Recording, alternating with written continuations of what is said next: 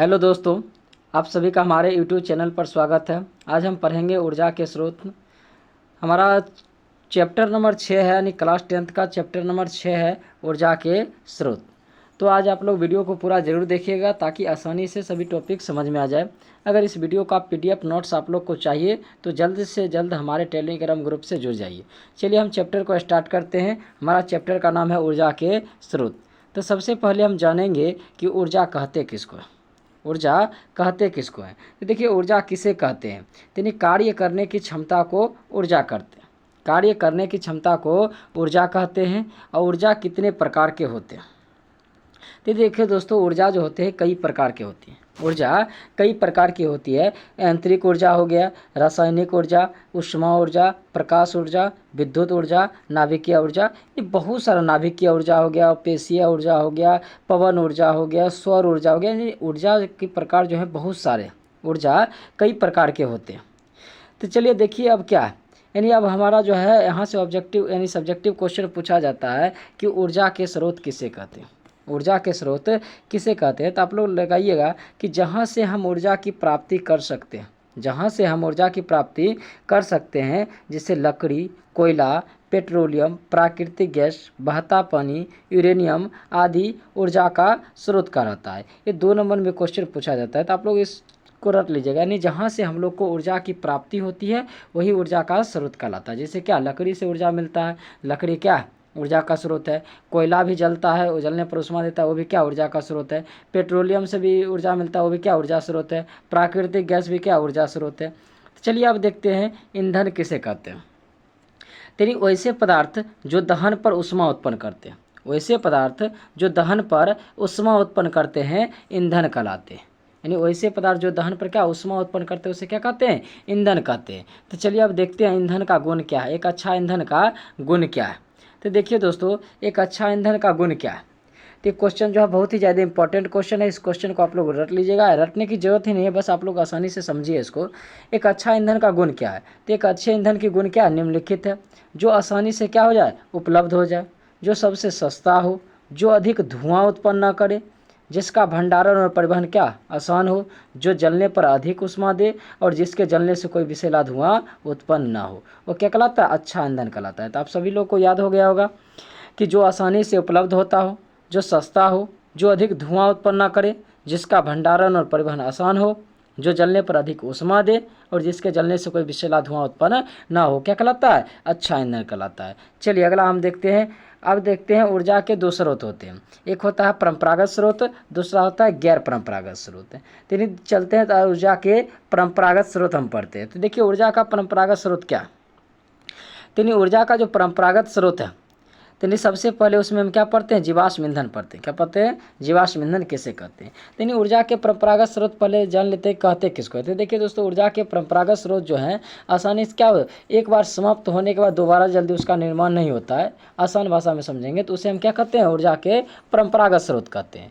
तो जैसे कोयला हो गया, पेट्रोलियम हो गया, प्राकृतिक गैस हो गया, अगर ये सब क्या समाप्त, जितने भी समाप्त संसाधन है वो सभी क्या है? प्राकृतिक परंपरागत स्रोत हैं, ऊर्जा के परंपरागत स्रोत हैं। तो चलिए देखिए जीवाश्म ईंधन कहते किसको है। तो करोड़ों वर्षों तक पृथ्वी की सतह में गहरे दबे हुए पौधों और पशुओं के अवशेषों द्वारा प्राप्त ईंधन को ही जीवाश्म ईंधन कहते हैं। यानी जीवाश्म ईंधन कहते किसको हैं? तो करोड़ों वर्षों तक पृथ्वी की सतह में गहरे दबे हुए पौधों और पशुओं के अवशेषों द्वारा प्राप्त ईंधन को ही जीवाश्म ईंधन कहते हैं। जैसे कोयला, पेट्रोलियम, प्राकृतिक गैस। जैसे क्या, कोयला, पेट्रोलियम और प्राकृतिक गैस। चलिए अगला हम देखते हैं क्या। तो देखिए जीवाश्म ईंधन जो है ऊर्जा का अनवीकरणीय स्रोत। जीवाश्म ईंधन ऊर्जा के अनवीकरणीय स्रोत है, अतः इनका संरक्षण करना आवश्यक है। दूसरा पॉइंट हमारा है कोयला या पेट्रोलियम उत्पादकों को जलाने से वायु प्रदूषण होता है। कोयला या पेट्रोलियम उत्पादकों को जलाने से वायु प्रदूषण होता है। चलिए अब अगला हम देखते हैं क्या है।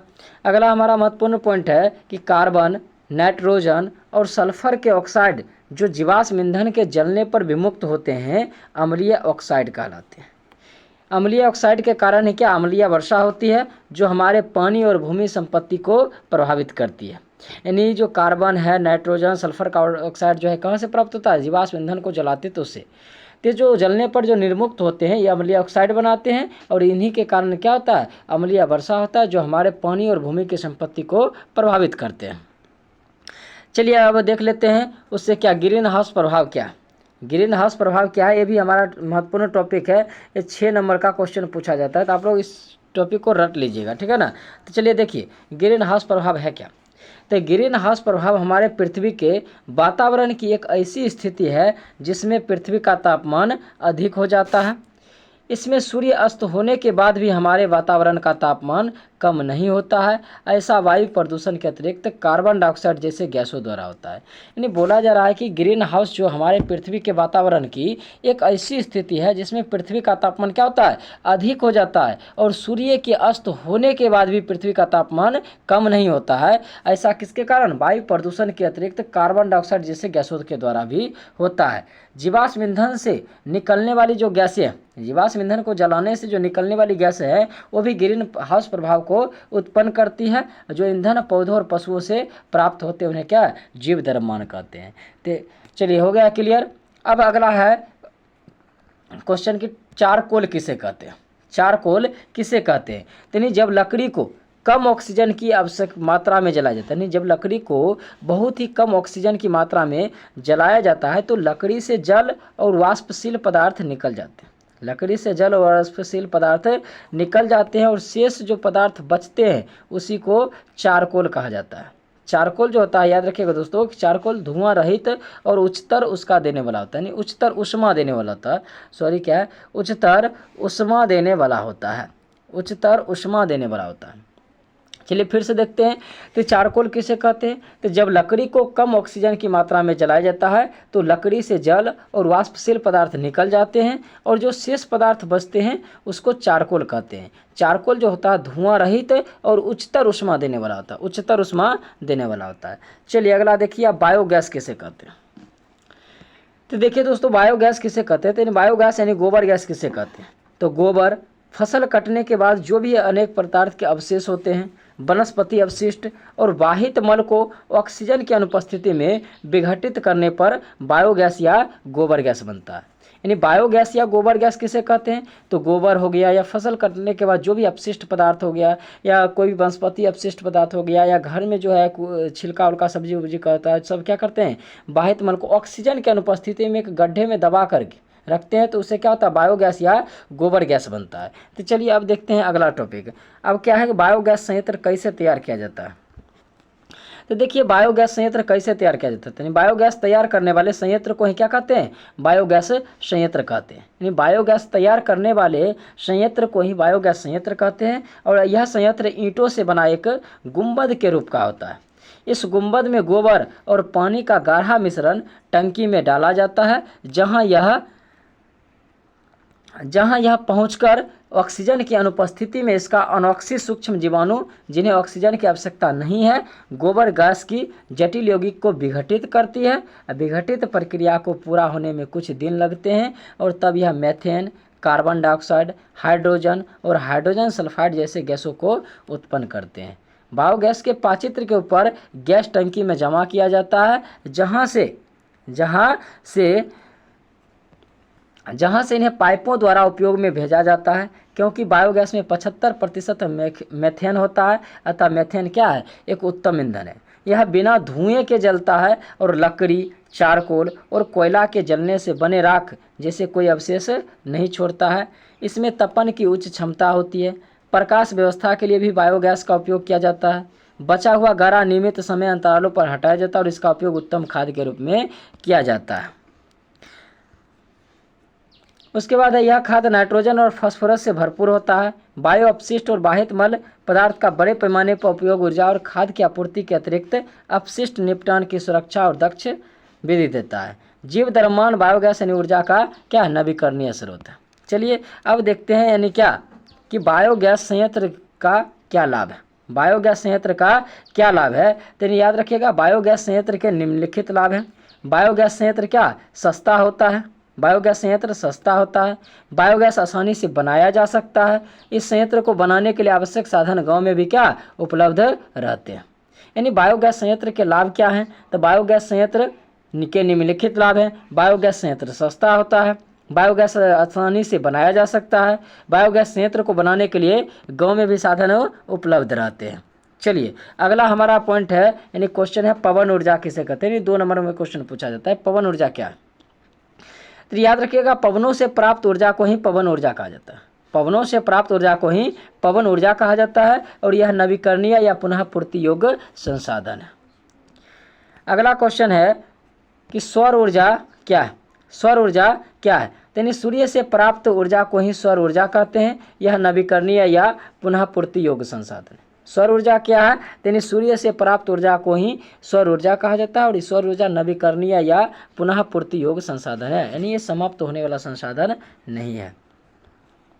अगला है नाभिकीय संलयन किसे कहते हैं। नाभिकीय संलयन किसे कहते हैं, तो जब 2 हल्के नाभिक जुड़कर एक भारी नाभिक बनाता है। जब 2 हल्के नाभिक जुड़कर एक भारी नाभिक बनाता है तो इस क्रिया को नाभिकीय संलयन कहते हैं और इसमें अधिक ऊष्मा का उत्सर्जन होता है। यानी नाभिकीय संलयन किसे कहते हैं, तो जब 2 हल्के नाभिक जुड़कर एक भारी नाभिक बनाता है तो इस क्रिया को नाभिकीय संलयन कहते हैं और इसमें अधिक ऊर्जा का उत्सर्जन होता है। चलिए अब देखते हैं अगला हमारा क्या है कि नाभिकीय विखंडन किसे कहते हैं। नाभिकीय विखंडन किसे कहते हैं, तो जब एक भारी नाभिक 2 हल्के नाभिकों में टूट जाता है। जब एक भारी नाभिक 2 हल्के नाभिकों में टूट जाता है तो इस क्रिया को नाभिकीय विखंडन कहते हैं और इसमें अत्यधिक ऊर्जा का उत्सर्जन होता है। चलिए अब देखते हैं ऊर्जा कितने प्रकार की। यानी ऊर्जा 2 प्रकार के होते हैं, एक अनवीकरणीय ऊर्जा, दूसरा नवीकरणीय ऊर्जा। तो देखिए अनवीकरणीय ऊर्जा किसे कहते हैं, तो ऐसे स्रोत जो एक निश्चित समय अवधि के बाद समाप्त हो जाएंगे। यानी ऐसा ऊर्जा का स्रोत जो एक निश्चित अवधि के बाद समाप्त हो जाएंगे और पुनः प्राप्ति नहीं हो पाएंगे। पुनः प्राप्ति नहीं हो पाएंगे, उन्हें ऊर्जा का अनवीकरणीय स्रोत कहते हैं। जैसे कोयला, पेट्रोलियम और प्राकृतिक गैस हो गया। यानी अनवीकरणीय स्रोत किसे कहते हैं या अनवीकरणीय ऊर्जा किसे कहेंगे, यानी ऐसा स्रोत जो एक निश्चित अवधि के बाद समाप्त हो जाएंगे और पुनः प्राप्त नहीं हो पाएंगे, उन्हें ऊर्जा का अनवीकरणीय स्रोत कहते हैं। जैसे कोयला, पेट्रोलियम, प्राकृतिक गैस, ये सभी क्या समाप्त होने वाला संसाधन है, अनवीकरणीय ऊर्जा है। चलिए आप देखते हैं नवीकरणीय ऊर्जा क्या है। तो नवीकरणीय ऊर्जा किसे कहते हैं, यानी वैसे ऊर्जा के स्रोत जिन्हें हम बार बार प्राप्त कर सकते हैं। वैसे ऊर्जा के स्रोत हम जिन्हें बार बार प्राप्त कर सकते हैं नवीकरणीय ऊर्जा कहलाते हैं। नवीकरणीय ऊर्जा कहलाते हैं, जैसे पवन ऊर्जा, नाभिकीय ऊर्जा, जल ऊर्जा इत्यादि। यानी नवीकरणीय ऊर्जा किसे कहते हैं, तो ऐसे ऊर्जा के स्रोत जिन्हें हम बार बार प्राप्त कर सकते हैं नवीकरणीय ऊर्जा कहलाते हैं, जैसे पवन ऊर्जा, नाभिकीय ऊर्जा, जल ऊर्जा इत्यादि। चलिए अगला हम देखते हैं क्या है। तो देखिए अगला हमारा महत्वपूर्ण पॉइंट है, नोट्स में लिख लीजिएगा कि यानी जल शक्ति संयंत्र गिरते हुए पानी की स्थितिज ऊर्जा को विद्युत ऊर्जा में बदलते हैं। यानी जल शक्ति संयंत्र जो है, हाइड्रो पावर प्लांट्स जो है, गिरते हुए पानी की स्थितिज ऊर्जा को क्या करती है, विद्युत ऊर्जा में बदल देती है। उसके बाद टेहरी बांध का निर्माण गंगा नदी पर और सरदार सरोवर बांध का निर्माण नर्मदा नदी पर हुआ है। यानी टेहरी बांध का निर्माण गंगा नदी पर और सरदार सरोवर बांध का निर्माण कहाँ, नर्मदा नदी पर हुआ है। चलिए अब देखते हैं सोलर कुकर क्या। सोलर कुकर क्या है, तो देखिए सोलर कुकर या सौर कुकर किसे आप क्या समझते हैं। तो नहीं, सोलर कुकर एक ऐसी युक्ति है जो सौर ऊर्जा को ऊष्मीय ऊर्जा में बदल देता है। इसमें अवतल दर्पण लगे होते हैं जो सूर्य की किरणों को अभिसारित कर देता है। इसे सूर्य प्रकाश में 2-3 घंटे रखने पर कुकर के अंदर का तापमान 100 डिग्री सेल्सियस से 140 डिग्री सेल्सियस तक हो जाता है और इसमें रखे भोजन क्या होते हैं, आसानी से पक जाते हैं। यानी सोलर कुकर एक ऐसी युक्ति है जो सौर ऊर्जा को क्या इसमें ऊष्मीय ऊर्जा में बदल देता है और उसमें अवतल दर्पण लगे होते हैं जो सूर्य की किरणों को अभिसारित कर देता है और इसे सूर्य प्रकाश में 2-3 घंटे रखने पर क्या होता है जानते हैं, कुकर के अंदर का जो है तापमान 100 डिग्री से 140 डिग्री सेल्सियस तक हो जाता है और उसमें रखे भोजन क्या है, आसानी से पक जाते हैं। चलिए अगला हम देखिए सौर कुकर का लाभ क्या।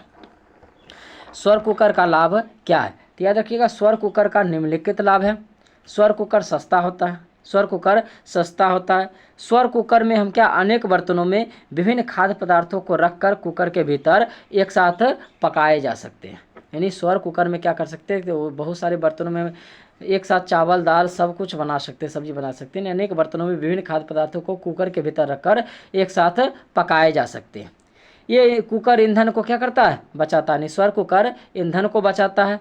स्वर कुकर धुआं उत्पन्न नहीं करता है। ये सभी क्या हो गया, स्वर कुकर का लाभ। ये जो दोस्तों 2 नंबर क्वेश्चन में पूछा जाता है, लगभग हर 1 साल के बाद एक क्वेश्चन पूछा जाता है। तो पिछले बार नहीं पूछा गया था, इस बार हो सकता है पूछा जाए, इसलिए इस क्वेश्चन को आप लोग याद कर लीजिएगा। चलिए देखिए अब क्या, सोलर कुकर के हानियों को लेके, यानी सोलर कुकर का उपयोग सिर्फ दिन के समय ही किया जा सकता है। यानी सोलर कुकर का हानि भी है कि सोलर कुकर का उपयोग हम सिर्फ क्या कर सकते हैं, दिन के समय ही कर सकते हैं, बल्कि रात के समय नहीं कर सकते हैं। सिर्फ गर्म जलवायु वाले क्षेत्र में इनका उपयोग प्रभावकारी ढंग से किया जा सकता है। और तीसरा है, बादलों वाले दिन इसमें भोजन नहीं पकाया जा सकता है, यानी सौर कुकर में बादलों वाले दिन भोजन नहीं पकाया जा सकता है। और चौथा कारण है कि भोजन तलने या रोटी पकाने के लिए इनका उपयोग नहीं किया जा सकता है। यानी सौर कुकर का ये हानि भी है कि भोजन तलने या रोटी पकाने के लिए इनका उपयोग नहीं किया जा सकता है। चलिए अब देखते हैं सौर सेल किसे कहते हैं। सौर सेल किसे कहते हैं, यानी सौर सेल उस युक्ति को कहते हैं जो सौर ऊर्जा को सीधे विद्युत ऊर्जा में बदल देता है। यानी सौर सेल उस युक्ति को कहते हैं जो सौर ऊर्जा को सीधे विद्युत ऊर्जा में बदल देता है। सौर सेल में सिलिकॉन का उपयोग किया जाता है, जो क्या होते हैं, अर्धचालक होते हैं, जो अर्धचालक होते हैं। तो याद रखिएगा, सौर सेल यानी बड़ी संख्या में सौर सेलों को एक व्यवस्था में संयोजित किया जाता है और इस व्यवस्था को सौर सेल पैनल कहते हैं। सौर सेल पैनल कहते हैं, यानी बड़ी संख्या में सौर सेलों को एक व्यवस्था में संयोजित किया जाता है और इस व्यवस्था को सौर सेल पैनल कहते हैं। चलिए यानी आज का टॉपिक यहीं तक रहने देते हैं, क्योंकि वीडियो बहुत ज़्यादा लंबा हो गया है। तो क्लास देखते हैं, यानी टॉपिक नंबर 2 जो है, यानी पार्ट नंबर इसका 2 जो है अगले दिन हम देखेंगे, और इसका जितना भी ऑब्जेक्टिव और सब्जेक्टिव क्वेश्चन जो बच गया है अगले दिन हम करा देंगे। तो आज का वीडियो कैसा लगा हो, अगर आज का वीडियो अच्छा लगा हो तो आप लोग चैनल को सब्सक्राइब कर लीजिएगा और वीडियो को लाइक कर दीजिएगा, क्योंकि आपका एक लाइक जो है किसी का मेहनत में रंग ला सकता है। तो इसलिए आप लोग वीडियो को लाइक कर दीजिएगा और अपने दोस्तों में इस वीडियो को शेयर कर दीजिएगा। अगर किसी दोस्तों को PDF नोट्स चाहिए तो हमारे जल्दी से हमारे टेलीग्राम ग्रुप से जुड़ जाइए और आप लोग को फ्री में इस बार नोट्स दिया जाएगा। चलिए धन्यवाद, मिलते हैं नेक्स्ट दिन, तब तक के लिए जय हिंद।